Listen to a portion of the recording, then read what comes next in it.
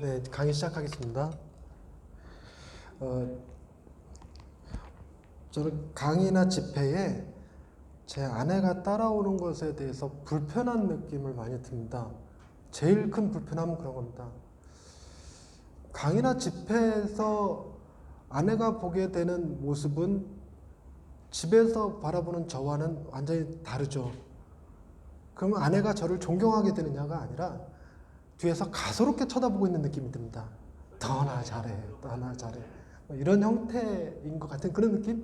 근데 제가 저는 집회를 갔다가 오는 길에 저 스스로에게 이제 상을 하나 준다고 사먹는 것이 뭐냐면 그 휴게소에 들어가서 3,500원 이상 하는 카페라떼를 설탕 이렇게 펌핑 3번 해갖고 그거 마시는 걸 되게 큰 낙으로 여겼습니다.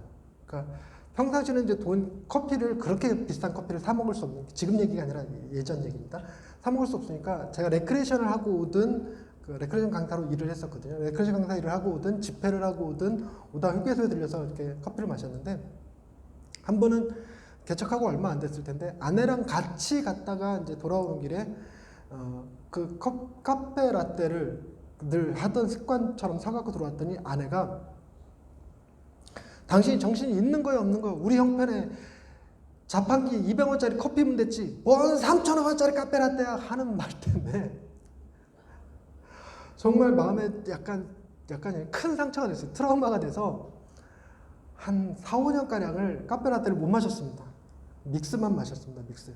그러다 보니까 주변에서 선배 목사님들이 전 목사 맛있는 거 사줄게 뭐 먹고 싶어 그러면 밥 얘기가 나오는 게 아니라 카페라떼 사주세요. 카페라떼. 그래갖고 저희 동네 저희 노예 목사님들이 전 목사는 커피를 너무 좋아해 뭐 이런 얘기를 하세요. 그러니까 나중에는 이게 지금은 어떤 느낌이냐면 커피 사주세요, 카페라떼 사주세요 이게 큰 부담 안 드리고 그냥 할 수 있는. 그러니까 선배 목사님들도 주변 목사님들도 인사치레로 그냥 뭐 먹고 싶어라고 물어봤을 수도 있을 텐데 거기에 큰 부담 드리지 않는 이렇게 약간의 정치적 멘트, 사회적 멘트로 카페라떼 좋아합니다 이런 표현을 쓰기도 했습니다. 근데 이제 제 마음에 아내 안 데리고 다니는 거에 대한 약간의 불편함을 해소시켜준 예화가 하나 있었는데요. 그게 뭐냐면 한 번도 외부 집회 초청을 받지 않은 목사님이 후배 목사님의 요청으로 여전도에 헌신 예배 설교하러 가시게 됐답니다. 목사님도 굉장히 기뻐하셨지만 정말 기뻐하시면 사모님이 그렇게 기뻐하셨대요. 그래갖고 기도도 정말 많이 하셨죠. 하나님 그 교회 여전도 헌신 예배 은혜를 베풀어달라고. 근데 막상 갔는데 목사님이 다른 교회 가서 설교하기는 처음이신지라 너무 긴장하셔갖고 설교를 죽쓰고 마셨어요. 설교를 망치셨어요. 그러니까 이제 사모님이 너무 창피하셔갖고 축도 중에 일어나서 나가버리셨습니다. 그 축도 중에 나가버리셨는데 권사님이 뒤에 계시다가 새로운 성도인 줄 알고 딱 붙잡고 그러더래. 아, 성도님, 저분 우리 목사님 아니세요. 다음 주에 한번 더 와주세요.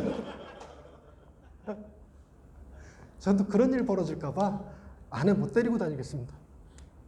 자, 네 가지 문화관에 대한 얘기를 했는데요. 이런 얘기를 하면 많은 분들이 오해하는 것 중에 하나가 뭐냐면 그러면 우리가 적절성 모델의 공공선을 추구하는 것, 변혁주의 모델의 탁월한 세계관, 반문화 모델의 대한교회, 그 다음에 두 왕국의 그 겸손과 탁월성 이것들을 추구해서 요 안에서 사역을 해야 되느냐 그런 얘기가 아닙니다. 각자 자기 교단과 그리고 자기 성격에 따라서 이 4개의 모델 중 어느 특정 한 개를 지지하기 마련이죠. 전 그 말이 굉장히 도움이 됐습니다. 저는 두 한국이 지금도 편해요. 그냥 믿는 사람들끼리 어울리는 게 편해요. 근데 저것의 영향을 좀 받아서 제가 지금 오카리나 같이 이렇게 공연을 하고 있습니다. 그러니까 오카리나를 배우면서 공연하는데 대부분이 안 믿는 아주머니 분들이세요. 예전 같으면 도저히 거기에 껴있을 수가 없는데 이런 것도 해야 돼 이런 생각에 가서 같이 오카리나 부르고 저희 교회에서 연습하고 이러고 있습니다. 그리고 인문학, 그러니까 동네 인문학 같은 데 가서 같이 책도 좀 보고 하기도 하고 그리고 탁구는 옛날 맨날 목사님들하고만 탁구를 쳤는데 이제는 그 탁구장에 이렇게 늘 가면 있으신 아주머니들 있죠. 이렇게 왜 탁구복 제대로 갖춰 입으신 분들. 네, 그분들하고도 이렇게 탁구를 치기도 합니다. 네? 아, 이거 완전 엉터리입니다. 그러니까 완전 엉터리입니다. 그러니까 탁구를 즐긴다 뿐이지 실력이 좋은 건 아닙니다. 그러니까 아주머니들이라고 치는데요. 그분들이 11점 내기인가 그런데 저한테 4점 주고 치는데 제가 2점 내기도 쉽지 않더라고요. 2점도.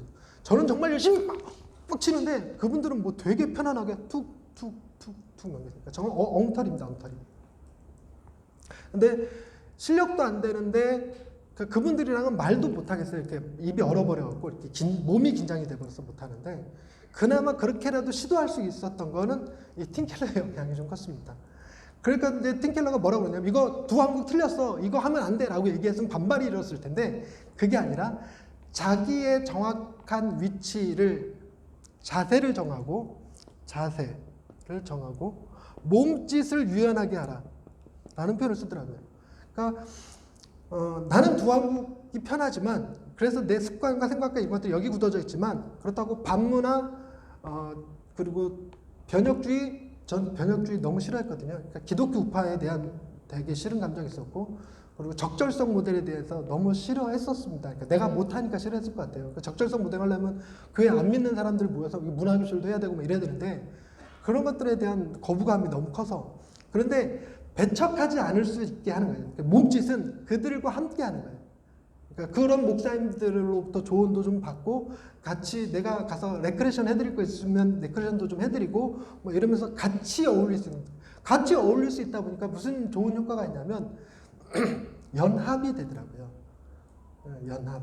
저는 지금 중부기독교연합회에 소속돼 있지만 예전에는 임원도 하다가 어느 순간 딱 때려친 게 너무 정치적으로 흘렀다는 느낌이 강하게 들어서 그랬었어요. 정치인들 불러다가 무슨 밥 사게 하고 뭐 인사시키고 뭐 이런 것들에 대해서 경기 아닌 경기 같은 것이 막 일어나서 나중에는 아예 탈퇴를 했다가 이런 것 때문에 아 기독교 우파도 있는 거구나. 그들에게도 탁월한 세계관 장점이 있는 거구나 라는 생각에 조금은 마음이 열려졌다고나 할까요? 그러다 보니까 불편한 마음은 여전히 있지만 그렇다고 배척하지 않을 수 있는 같이 어울릴 수 있는 그런 생각을 갖게 된 것입니다. 근데 이 자세한 몸짓이 중요하더라고요. 그래서 팀켈러가 이런 얘기를 합니다. 중심을 추구하라. 첫 번째, 중심을 추구하라. 자기가 어떤 위치에 있는지는 알지만 그렇다고 해서 너무 극단으로 치우치지 말고 너무 극단으로 가면 그냥 아미시 공동체 살아야죠. 그리고 안 믿는 사람 아예 만나지 말아야 되죠. 그렇게 살지 말고 중심을 추구하고 두 번째, 계절을 알라. 이게 좀 독특하더라고요. 지금도 제가 정확하게 이해한 건 아닌데요. 이런 쓰더라고요. 그 초창기 시대 같으면 로마 초기 시대죠. 로마 초기 시기 때 같으면 교회가 인정받기 어려우니까 그때는 교회가 반문화적으로 움직일 수밖에 없겠죠. 그러니까 숨어 지내야 되고 자기네들끼리 몰래 예배드려야 되고 이렇게 되는 반문화적 수도원적인 운동이 될 수밖에 없고 아미시 공동체 같은 형태가 될 수밖에 없으니까 무조건 나쁜 게 아니라 그 계절이 어떤 계절이냐 이걸 봐라. 겨울이면 이렇게 반문화가 되겠고 그 다음에 봄이 오면 어느 정도 이제 기독교에 대해서 사람들이 인정해주고 이렇게 좀 그렇죠. 그러다 보니까 무슨 일이 벌어지냐면 기독교가 공인이 되고 권력의 중심부에 들어가고 그러다 보니까 그런 모델이 그떤 시대가 되면 어떻게 하는 게 좋으냐면 변혁주의 모델이 좋다는 거죠. 그래서 법을 정비하고 약자와 소외된 자들을 향한 제도를 마련하고 하는 일들이 필요하겠죠. 그 다음에 두한국 그러니까 사회적으로도 힘이 생기면 싸우지 말고 사회는 사회대로 돌아가게 하고 교회는 교회대로 바로미터 역할 정확하면서 사람 개토화되긴 했지만 교회도 교회대로 칭찬받는 이제 그런 모델로 자라가는 거죠. 그리고 다음 또 하나가 가을 그러니까 교회에 대해서 배척하지 않고 교회랑 어느 정도 융합이 되어지면 이제 적절하게 그들을 교회로 초대해서 이렇게 행사도 하고 그들에게 대관도 좀 해주고 그들과 같이 어울릴 수 있는 방법, 상생의 방법들을 찾는 것, 적절성 모델. 그러니까 뭐가 중요하냐면 내가 속해 있는 우리 도시의 분위기, 우리 도시가 어떤 분위기에 있느냐에 따라서 어떤 모델을 추구할 거냐가 중요하죠.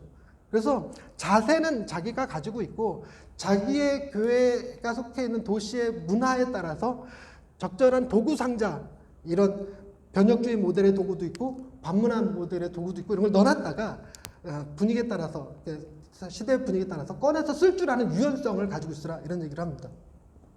그 다음에 확신을 따라가라. 세 번째, 확신을 따라가라. 이게 이제 자세를 명확하게 하라는 겁니다. 그러니까 뭐 저 사람은 정치적으로 우파인 것 같기도 하고, 어떨 때는 보면 기도원에 가서 처박혀서 뭐 한 달이고 두 달이고 지내는 것 같기도 하고, 뭐 이러지 말고 명확하게 자기의 입장을 정하되, 그러나 유연한 자세, 몸짓은 좀 취해라, 이런 표현을 쓰는 거고요. 그 다음에 네 번째, 조직된 것과 유기적인 것을 구별하라. 조직된 것과 유기적인 것을 차이를 기억하라. 제도적 교회는 재직과 사역자들 아래 잘 조직된 교회, 잘 조직된 교회는 말씀과 성례가 집행되는 거고요. 유기적 교회는 교인 한 사람 한 사람들이죠. 근데 팀켈러가 이것을 얘기하고 있는 거다라는 느낌을 많이 받아요. 뭐냐면 교회가 해야 될 일은 성도들을 하나님의 임재 안에, 말씀 안에서, 이 안에서 말씀이 바르게 선포되고 복음이 전파되고 성례가 적절한 성례가 집행되어지고 이러면서 그들이 자신들의 신앙을 가지고 직장으로 가고 사회로 가고 이웃세계로 가는 그 교인들 한 사람 한 사람들이 유기적인 교회라는 겁니다. 그래서 그들 중에 어떤 이는 정치에 들어가고 어떤 이는 동대표, 학부모회 이런 데 가서 영향을 끼칠 수 있죠. 거기 가서 전도하라는 게 아니라 그들이 가지고 있는 복음 마인드, 즉 하나님이 다스리는 세상은 이러해야 돼라는 생각을 가지고 그 근거에서 나오는 결정들, 반응들, 생각들, 언어들, 행동들이 세상에 영향을 끼치게 될 것이라는 겁니다. 그런 유기적인 것들의 차이를 구별할 수 있어야 된다는 것이고요. 그 다음에 다섯 번째, 대응하지 말고 행동하라. 행동하라를 구별지어서 첫 번째, 오만을 피하라. 오만을 피하라. 이런 표현이요. 그러니까 제가 팀켈러를 좋아할 수밖에 없는 것 같아요. 그러니까 지잘났다고 하지 마라. 변혁주의가 최고야. 뭐 이런 거죠. 이런 거 하지 말라는 거죠. 저도 찔리죠. 저는 무조건 두한국이었기 때문에 그러니까 세상 사람들과 어울려서, 예전에 전병욱 목사님이 그랬던 것 같은데, 주일을 빼먹고 라이딩을 가셨대요. 그러니까 교인들한테 얘기했대요. 그 라이딩에 안 믿는 사람들이 있으니까 그들을 전도하기 위해서 라이딩 간다고. 그러니까 교인들이 다 공감해 줬다. 그래서 뭐 그거를 책에다 썼더라고요. 뭐 자랑하듯이. 저는 그게 훌륭한데 이렇게 안 느껴져요. 뭐 이런 목사가 다 있어요. 이런 식으로 느껴지거든요. 근데 제가 굉장히 오만했던 겁니다. 오만을 피하라는 거고요. 두 번째, 비난하지 말라. 딱 저죠. 뭐 비난하지 말아야 되고, 저는 기독교 우파에 대해서는 지금도 굉장히 비난하는 성향이 납니다. 말을 안 하려고 애쓰는데 페이스북에 들어가면 기독교 우파를 비난하는 글들이 제 페이스북에는 넘쳐납니다.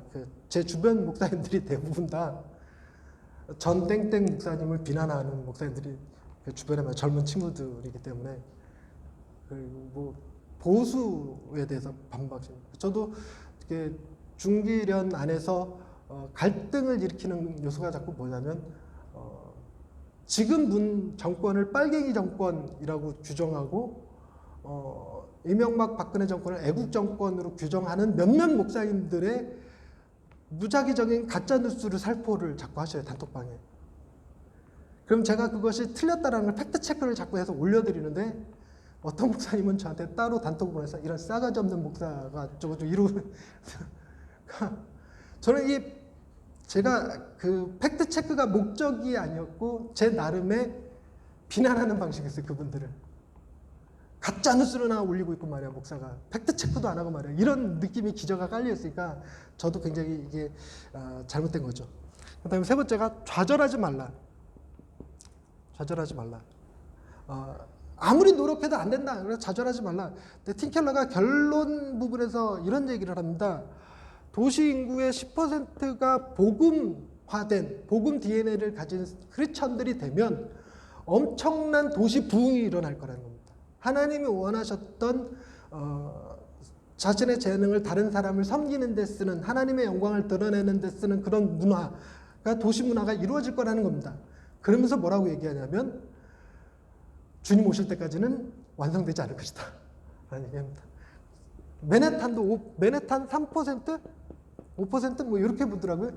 그래서 각 도시에, 세계 여러 각각의 도시에 복음적 마인드를 가진 목회자들을 훈련시켜서 그들에게 재정을 지원하고 사람을 붙여주고 코칭을 해가면서 교회 개척을 시키는 거예요. 계속 교회 개척. 교회 개척이 가지는 여러 장점들이 있는데 그런 장점들을 이 도시문화 속에서 발휘하는 겁니다. 기존의 전통 교회들이 가지고 있는 단점들이 있죠. 움직일 수 없고 새로 들어온 교인들이 교회 중심으로 들어오기 어려운 구조를 띠고 있고, 그리고 타 문화권에 있는 사람들이 함께 동화될 수 없는 구조들을 이제 기존 교회들이 갖고 있는데, 그런 문제들을 해결하기 위해서는 새로운 교회가 개척돼서 특정 문화권에 다가가고 특정 젊은이들의 취향에 다가가고 하는 형태, 적절한 상황을 이루면서 다가가는 형태로 교회가 개척이 되어지면 기존 교회들도 변화가 일어나기 시작한답니다. 그런 것을 유도하기 위해서 교회 개척에 대해서 굉장히 애를 많이 쓰시고 그것을 하자고 하는 운동이 CTC 운동이고, 그것을 한국 본부가 CTC 코리아입니다. 그래서 CTC 코리아에서 하는 GCM 세미나는 교회 개척 운동 프로그램입니다. 근데 뭘 강조하는 교회 개척 프로그램이냐? 복음을 강조하는 그 다음에 네 번째, 순진하게 생각하지 말라. 다 될 거야 이런 생각 가지면 안 되고요. 우리의 강점은 누리고 약점을 인정하고 다른 모델의 강점을 배우라. 이게 이 문화에 대한, 네 가지 문화에 대한 결론처럼 얘기합니다. 이것을 좀 더 이해하기 위해서 도시에 관한 이해를 좀 가질 필요가 있는데요. 팀 켈러가 도시에 관한 이야기, 도시 교회에 관한 이야기들을 주로 하니까 GCM 세미나에서도 이런 질문 하시는 분들이 많았습니다. 시골에 있는 교회는 어떻게 해요? 이런 거예요. 저도 시골에 있는 교회입니다. 제가 GCM 세미나에 참여할 때, GCM 세미나는 사람들의 니드가 두 가지가 있었습니다. 하나는 뭐였냐면, 대형교회 목사님들이요, 1세대 교회 개척이라고 그러면 10주년 교회 개척 그러면서 재정만 띄워줬답니다. 재정만 띄워주고 조건이 교인들 데려가면 안 돼. 그리고 교회에서 몇 킬로미터 이상 다른 도시, 시를 넘어가야 돼 하는 게 1세대 개척이었다면, 2세대 개척은 시를 넘어가되 그 돈만 대주는 것이 아니라 교인도 이렇게 좀 떼서 보내줬답니다. 이게 2세대 개척이었다고 그래요. 그런데 그렇게 해도 교회가 자립하지 못하고 무너지고 자꾸 이런 일이 벌어져서 어떤 해결책이 있을까를 찾다가 이 CTC를 만나게 됐다고 합니다. 그러니까 CTCK의 주 멤버 되시는 목사님들이 동산교회 김윤중 목사님을 중심으로 하는 큰숲 운동하시는 목사님들이세요. 그러니까 그분들이 이걸 통해서 여기서 뭘 발견한 거냐면, 개척을 시켜주기 전에 먼저 부목사를 훈련시켜야 되겠다. 그리고 훈련시켜서 같은 비전을 품고 한 도시를 섬기는 방향으로. 그래서 교회를 개척시켜주는데 저 집 떨어지는 게 아니라 같은 도시 안에 있으면서 우리 큰 교회가 접근할 수 없는 그 지역에 가서 전도하게 하는 거죠. 이거를 3세대 개척이라고 표현하시더라고요. 그런 것들에 대한 니드를 가지신 목사님들이 계시고, 그래서 부목사들을 데리고 와서 훈련에 참여시키십니다. 그런 분들이 절반쯤 되시고, 또 나머지 절반은 이 센터 처치라는 책을 통해서 혹은 컨퍼런스를 통해서 교회 개척 시켜준다니까 그 교회 개척 프로그램인 줄 알고 어떻게 교회를 개척하면 좋은지 그것에 관심이 있어서 오시는 분들이 또 계셔요. 교회 개척에 관한 거죠. 그리고 또 상당수가 어떤 분들이 계시냐면, 이런 팀켈러 세미나 이렇게 얘기하면 오해하는 것 중에 하나가 부흥 세미나인 줄로 아셔요. 그래서 방법론을 배울 수 있지 않을까 하고 오셨다가 그 방법론의 얘기가 아닌 걸 알고 중간에 가시는 분들이 다루 계세요. 보통 3박 4일 GCM 세미나 하는데 중간에 그냥 가버리시더라고요. 자기가 원했던 그런 형태의 세미나가 아니라는 거죠. 근데 저 같은 경우는 교회를 개척한 상태였고, 그리고 개척시킬 부목사도 없는 상태였으니까 니드가 그거랑 안 맞았습니다.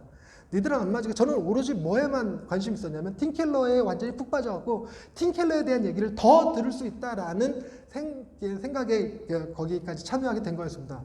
그래서 GCM 세미나 가서 저는 복음에 대한 이야기를 주로 많이 들었죠. 복음이 너무 좋았습니다. 그러다 보니까 이제 복음에 대한 얘기를 더 많이 나누고, 그리고 특히 설교에 대해서 잠깐만 얘기해. 설교가 다음 학기에 있는데, 우리가 본문이 있으면 그걸 주해를 하고, 그걸 적용을 하고, 그걸 복음화시키고, 이런 구조에 대한 이야기를 하는데, 이런 주장을 하더라고요. 보통은 본문에서 말씀을 주해를 해서 바로 적용이 내려오는 설교가 너무 많아요.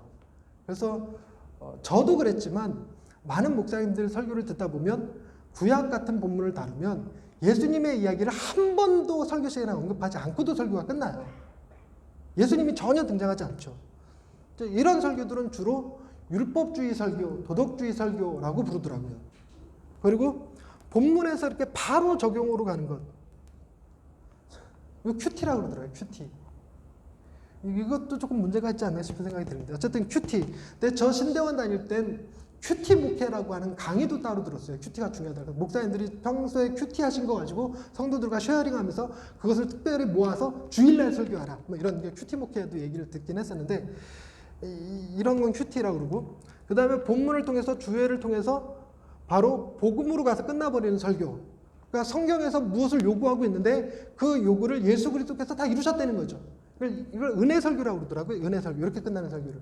근데 제 설교를 가만히 돌이켜보니까 이런 설교가 정말 많았어요. 그래서 저는 하나님의 사랑이라고 하는 주제로다가 어떤 본문을 갖다 대든 다 하나님이 사랑하셔서 그래, 하나님이 우리를 사랑하셔 하는 얘기로 다 끝나버렸어요. 그러니까 팀켈러가 표현하기를 저렇게 끝나버리면 은혜는 있는데 삶의 변화가 일어나지 않는다고 얘기를 합니다. 그리고 본문에서 주혜로 갔다가 적용으로 갔다가 복음으로 올라가는 경우, 그러니까 주혜에서 적용으로 갔다가 복음으로 올라가면 성경에서 요구하는 여러 가지 것들이 있는데 그것들에 대해서 우리는 제대로 다 이루지 못했지만 예수 그리스도께서 다 해결하셨다라고 하는 얘기라는 거예요. 근데 이런 설교는 항상 결론이 똑같아요.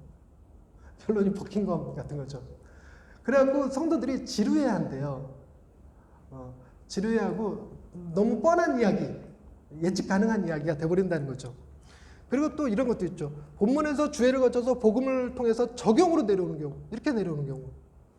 이렇게 내려오는 경우는 문제가 뭐냐면 예수 그리스도가 구주가 되는 것이 아니라 스승이나 모델이 되어버린답니다. 그래서 우리도 예수로 인해서 구원을 받은 것이 아니라 예수처럼 살아야 돼 하는 설교가 된다는 거예요. 예수처럼 살아야 돼. 이런 설교가 된다고 그래요. 그런데 팀켈러는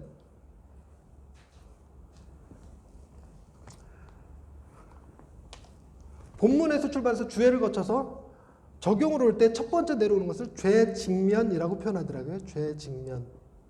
그래서 성경에서 우리에게 요구하는 법이 있는데 그 법을 우리가 제대로 지키지 못한 거죠. 하나님의 거룩하심, 하나님의 온전하심처럼 우리가 온전하지 못한 겁니다. 이 죄를 직면하는데 팀켈러의 표현은 그런 겁니다. 이 죄를 자기중심성 혹은 우상숭배까지로 드러내니까 설교하는 당사자까지도 이 죄 직면에서 자유로울 수가 없어요. 그래서 인간의 행위로는 절대 구원에 이룰 수가 없죠. 인간의 행위로 절대 구원에 이룰 수 없으니까 우리에게는 반드시 누가 필요하냐면 우리를 구원해 줄 구주가 필요하죠. 그래서 이렇게 넘어간답니다. 이렇게 넘어가서 예수 그리스도께서 우리의 모든 죄의 문제를 다 해결해 주셨습니다. 다 해결해 주셨습니다. 첫 번째, 그분은 성경의 주제의 완성이 되어 주십니다. 즉 온전한 방주, 온전한 성전인 거죠. 가장 완벽한 하나님의 왕국. 그 다음에 이야기 완성. 이야기 완성, 주제 해결. 처음에 죄송합니다. 처음에 주제 해결이고요. 이야기 완성. 하나님의 왕국이 계속 실패하고 실패하지만 결국에는 예수에게 와서 완성될 것일 거고, 우리가 하나님의 나라로 되돌아갈 것이고, 하나님의 임재가 이루어질 것이고, 우리가 꿈꾸던 그 이야기를 이루시는 분. 상징의 성취. 예수 그리스도께서 방주의 완벽한 노뱀의 완벽한 완성자 이런 제사의 완성자 이런 상징의 성취. 선생님, 원래 이제 팀켈러가 패턴을 그런 식으로 그려서 이렇게 했나요? 네, 이거를 팀켈러의 설교라는 책에서도 언급이 되기는 하는데요. 정확하게 표현은 조금 이따 또 설명을 드릴게요. 야구판처럼 이렇게 본문 다음에 뒤에를 오른쪽으로 일루수로 날리고 본문에서 적용하고 위치를 바꿔놓고 적용하고 위치를 바꿔놓고 그러니까 이제 주의하고 적용을 바꿔놓는 거죠. 주의하고 적용을 바꿔놓는다. 그러니까 본문 주의 적용 본문에서 적용으로 와서 본문 주의 일루수. 1루수 2루수 3루수 네. 3루 베이스를 보고 넣는다 이거죠. 아, 여기를 복음으로. 네. 그럼 여기를 주애로. 네. 한 번도 생각해 본 적이 없어서 어떤 건지 잘 모르겠습니다. 아니 본문 다음에 주의 그다음에 적용 그다음에 보급. 뭐 그렇게 놓고도 설명이 가능하긴 했지만 제가 그 봤던 그림은 이거, 설명 들었던 그림이 이거라서 일단 설명을 하겠습니다. 네. 네. 제 머릿속에 이제 굳어진 이미지가 이런 이미지라서. 네. 죄송합니다. 상징의 성취. 그 다음에 율법의 수용. 이 율법의 수용을 얘기하려다 여기까지 온 건데요. 율법의 수용. 성경에서 요구하는 로우를 해결하시는 분. 온전히 그 하나님의 의를 완성하신 분. 그를 이렇게 드러내는 겁니다. 마지막 하나 더 얘기하면 대조를 통한 비교가 있는데요. 대조를 통한 비교. 이거는 내가 만든 신에서 아주 두드러지게 나오죠. 대조를 통한 비교가 있고. 그런데 여기서 끝나는 것이 아니라 이렇게 해서 예수 그리스도를 드러냈으면 그것을 다시 우리에게로 역적용을 한답니다. 역적용을 하는데 이때 사용되는 것이 리셉션인데, 리셉션을 우리나라 책들은 대부분 다 적용이라고 하는 단어로 번역을 해놨더라고요. 근데 적용이라고 하면 가지는 오해가 뭐냐면, 우리에게 제 같은 사람들에게 적용이라는 단어를 들으면 그래서 행동 원리, 첫 번째 뭐야, 두 번째 뭐야, 세 번째 뭐야, 이런 형태의 단어를 떠올리게 되거든요. 근데 리셉션은 그게 아니라 그분을 내 마음에 받아들임으로, 영접함으로 즐거워하는 겁니다. 즐거워하면서 그분이 완성하셨으니 내가 그거에 얽매이지 않아도 되는구나. 나는 하나님을 두려워하는 것이 아니라 즐거워할 수 있구나. 하나님 앞에서 내가 충분히 인정받은 자니까 세상에 그렇게 인정받기 위해서 애를 쓰고 그 인정받지 못했다고 깊은 좌절에 빠질 일이 아니구나 하는 마음의 변화. 마음의 변화를 추구하게끔 하는 형태가 이제 팀켈러가 주장하는 형태, 설교의 형태였는데, 이것을 이런 식으로 표현한 것은 이제 강의하시는 분이 이해를 돕기 위해서 이렇게 표현했고, 팀켈러의 표현은 로우, 렉, 크라이스트, 리셉션, 이런 형태를 띠는 겁니다. 그래서 이런 설교를 듣는 그 성도들이 뭘 가지게 되냐면, 나는 은혜로 구원받은 자라고 하는 깊은 겸손과 하나님의 사랑받는 자녀라고 하는 담대함을 가지게 돼서, 이 깊은 겸손과 담대함으로 유기적인 교회, 도시로 나가서 도시를 섬길 수 있는 거죠. 도시를 섬길 때 어떤 특징이 나오냐면 겸손, 도시를 비하하지 않습니다. 저것들은 다 죄인이야 하는 형태로 비하하지 않고, 또 담대함, 도시를 바르게 세워나갈 수 있는데 기독교인으로서의 선한 영향력을 행사할 수 있죠. 선한 영향력을 끼칠 수 있습니다. 의도하든 의도하지 않든 그들과의 관계를 통해서. 그리고 세 번째가 용기를 가지라고 얘기합니다. 세상은 얼마든지 하나님의 도성으로 바뀔 수 있다라고 하는 걸 가지고 가난한 자들과 연약한 자들, 저는 교도소 사역을 해본 적이 있는데, 교도소 사역을 하면서 제가 맡은 건 뭐였냐면 찬양인도였어요. 찬양인도 외에 직접 그 교도소를 해봐야 저는 소년원 사역이었으니까 소년원 애들 이렇게 만나서 그들을 상담해주고 그들을 격려해주고 하는 목사님들이 따로 계시는데 그거는 못 하겠더라고요. 전 무서워요. 걔네들이랑 말 섞는 것 자체가. 근데 이제 그 목사님들한테 얘기 들어보니까 그나마 남자 재소자들은 조금 상대하기가 편하고 여성 재소자들은 상대하기가 너무 어렵대요. 왜 그러냐 그랬더니 대부분 들어오신 분들이 남편 죽이고 들어온 사람들이 많대요. 그렇다고 힘들어한다고 얘기를 하시던데 저는 그렇게 용기가 없어서 못하는데 이걸 가지고 이렇게 복음을 계속적으로 반복적으로 듣다 보면 용기를 가질 수 있다라는 얘기를 합니다. 그래서 도시를 우리가 어떻게 바라봐야 되는가? 제가 이 파트에서 도전받았던 것은 한국이랑 조금 다른 문화이기는 한데 도시가 가지는 특징들이 있습니다. 안전이 보장되는 곳이죠. 바울이 이렇게 전도하다가 돌에 맞아 죽듯이 오늘날에 그런 일은 벌어지지 않겠죠. 그리고 다양성, 도시는 다양성을 지니고 있다고 합니다. 각종 문화를 가진 사람들이 함께 어울려서 살아가죠. 각종 직군들이 모여서 살고 뿐만 아니라 다양한 나라의 사람들이 모여서 살죠. 다양한 나라 사람들이 모여서 사니까 개인화가 이루어지고 개인화를 설명할 때 이런 표현을 쓰더라고요. 공동체로부터의 분리. 공동체로부터 분리된 사람들, 즉 복음을 받아들이지 못하는 이유 중에 상당수가 자신이 속한 공동체 그룹의 그 신념들 때문인 경우가 많다고 그래요. 그러니까 제일 큰 게 이슬람 문화권에 있는 사람들한테 전도하기 힘들죠. 그런데 누구는 전도할 수 있냐면 이슬람 문화권에서 나와서 따로 큰 도시에 와서 혼자 살고 있는 사람, 전통 문화권에서 살다가 그 시골을 떠나서 서울 대도시로 나와 있는 청년, 불교 문화권, 불교 집안에서 살다가 나와 있는 대학생, 얘네들은 전도할 수 있는 거예요. 비교적 전도가 수월화되는 겁니다. 그리고 더불어서 이게 좋은 장점이 뭐냐면 가서 선교하지 않고 여기서 오지를 선교할 수 있다는 겁니다. 맨해튼의 특성이겠죠. 우리나라는 조금 다를 수 있겠는데 저희 화성 같은 경우는 그렇게 어려운 나라에서 온 그 외국인들이 정말 많거든요. 거기가 공업도시다 보니까 많습니다. 그들에게 복음을 전할 수 있으면 어떤 효과가 일어나면 그들이 이제 일정 기간 끝나면 자기네 나라로 귀국하게 될 텐데 그들이 선교사로 가게 된다는 거죠. 혹은 그들이 이렇게 연결점이 되어져서 선교의 연결점으로 이어질 수 있죠. 그래서 오지 선교의 첫 출발이 어디여야 되느냐? 도시여야 된다는 얘기를 하더라고요.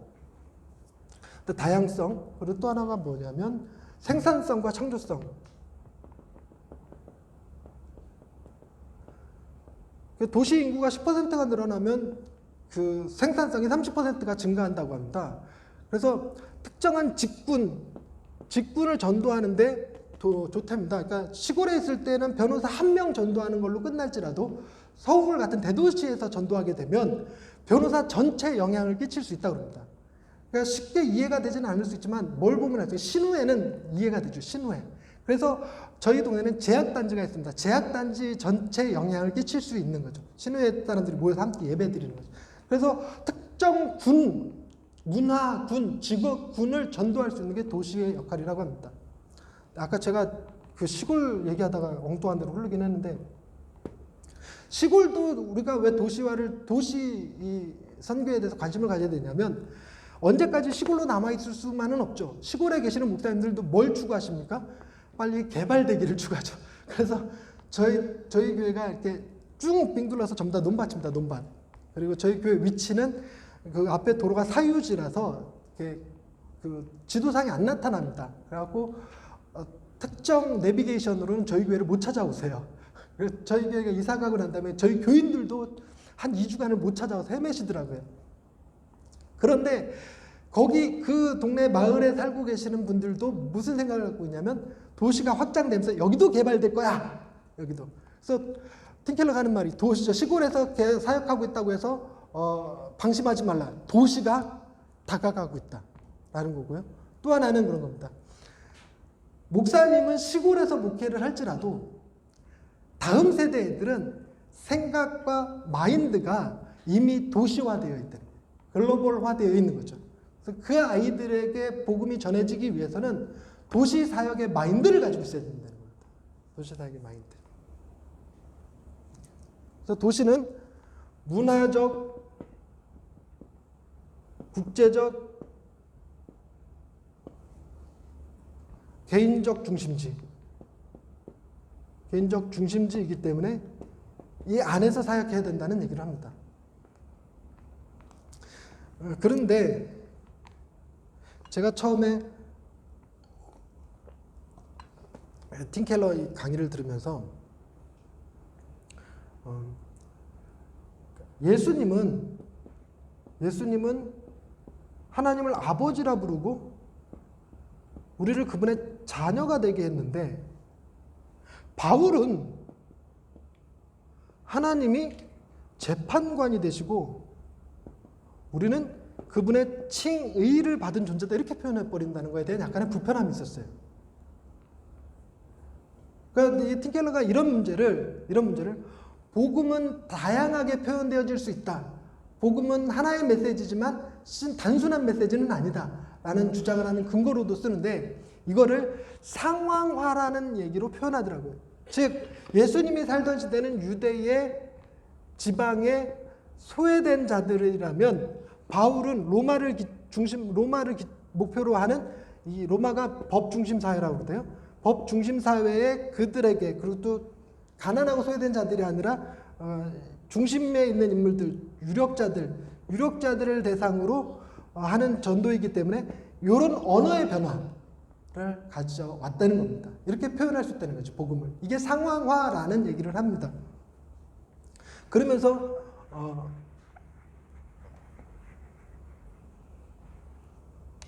우리가 복음 DNA를 가지고 우리가 일으키는 사역들은 다양한 형태를 지닐 수 있죠. 복음은 타협하면 안 되지만 복음을 표현하는 방식에는 다양화를 추구할 필요가 있다는 겁니다. 그들의 언어를 배우고, 그래서 팀 켈러는 설교할 때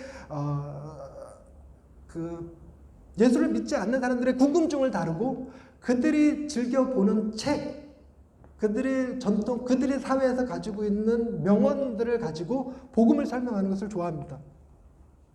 그래서 복음을 가지고 도시를 섬길 때, 첫째, 긍정하기.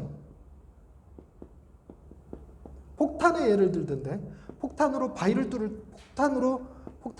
터뜨릴 때 그냥 폭탄을 냈다 던지기만 하면 바위의 그 겉에만 이렇게 조금 부스러기를 일으킬 뿐이지 바위를 터뜨리는 게 아니랍니다. 바위를 터뜨리기 위해서는 먼저 드릴로 바위를 중심을 뚫어야 된다는 거예요. 뚫는 게 긍정하기랍니다. 그 다음에 두 번째가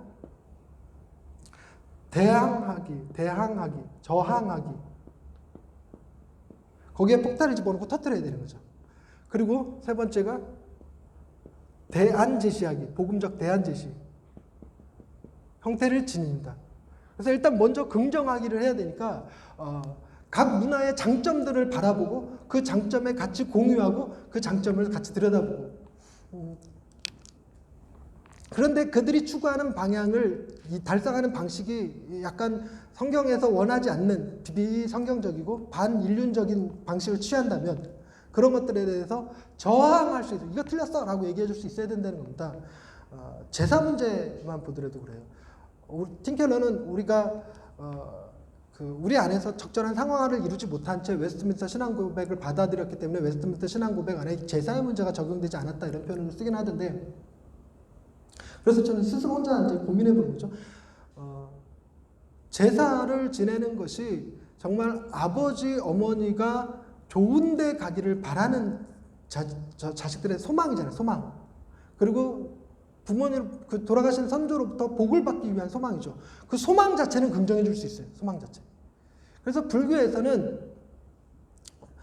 죽은 자를 떠나보내는 마음에서 그것을 해결하지 않으면 사람이 바르게 살아갈 수 없기 때문에 다양한 제사들을 통해서 돌아가신 부모를 영원한 저 세상으로 떠나보내는 형태를 많이 한다고 그래요. 그래서 일부러 눈에 보이는 형태들, 이렇게 사람을 태워서 이렇게 배 실어서 이렇게 떠나보내는 것 같은 그런 운동을 하는 것이 사람들의 마음에 남은 짐을 해결하는 방식이었다고 그래요.